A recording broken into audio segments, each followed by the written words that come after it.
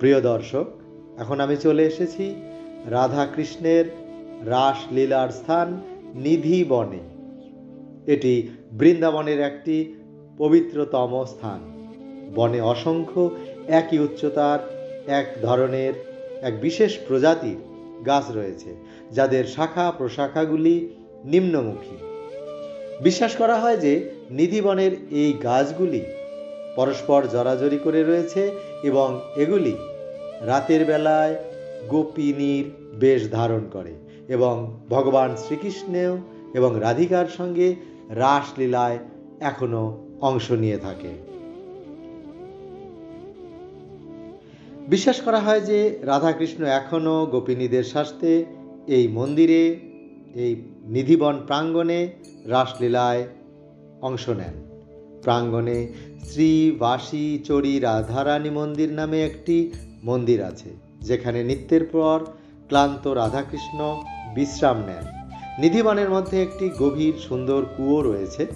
বিশ্বাস করা হয় রাসলীলায় ক্লান্ত এবং পিপাসার্ত রাধিকা গোপীদের নিকট জল প্রার্থনা করেন।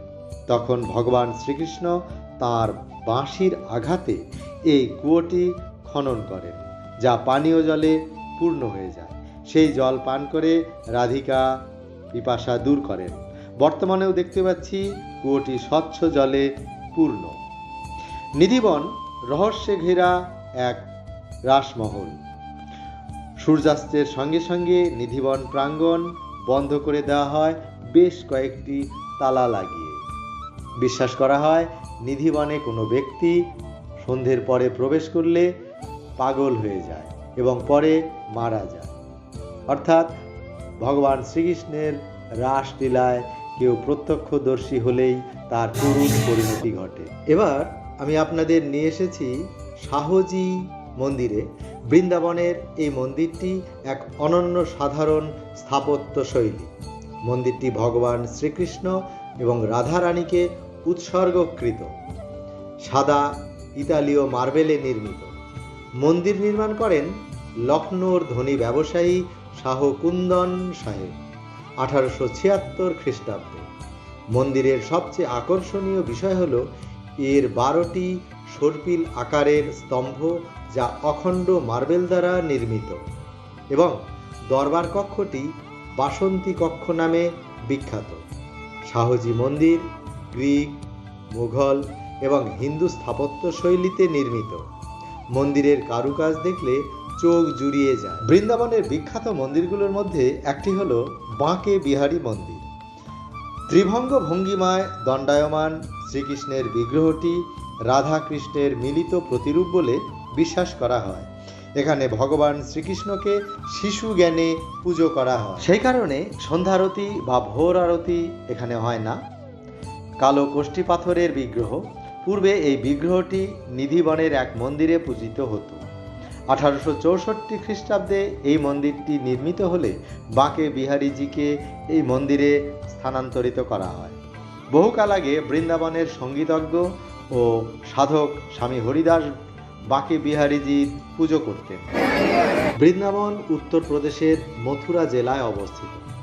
বৃন্দাবন ব্রজমণ্ডল নামে পরিচিত, যার ব্যাস প্রায় 50 কিমি।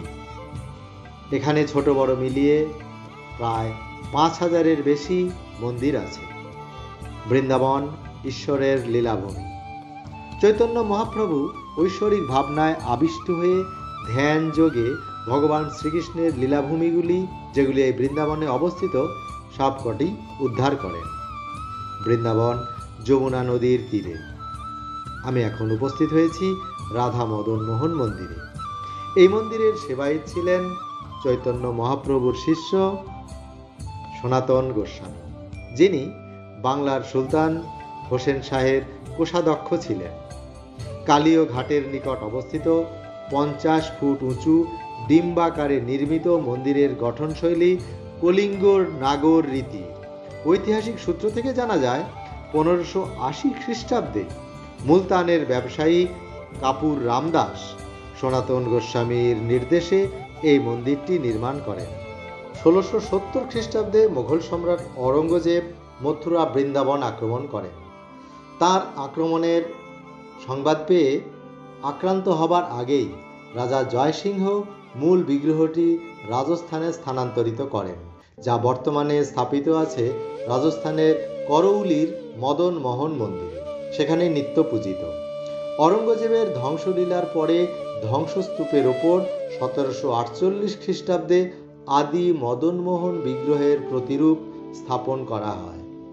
তারপর 1819 খ্রিস্টাব্দে বাহুর জমিদার নন্দকুমার বসু বর্তমানের এই মন্দিরটি নির্মাণ করে দেন। মন্দির চত্বরের মধ্যেই রয়েছে সনাতন গোস্বামীর সমাধি মন্দির। বেশিরভাগ মন্দিরেরই গর্ভগৃহের ফটো তোলা নিষেধ, তাই প্রিয় দর্শকদের সব বিগ্রহ দেখানো সম্ভব হলো না।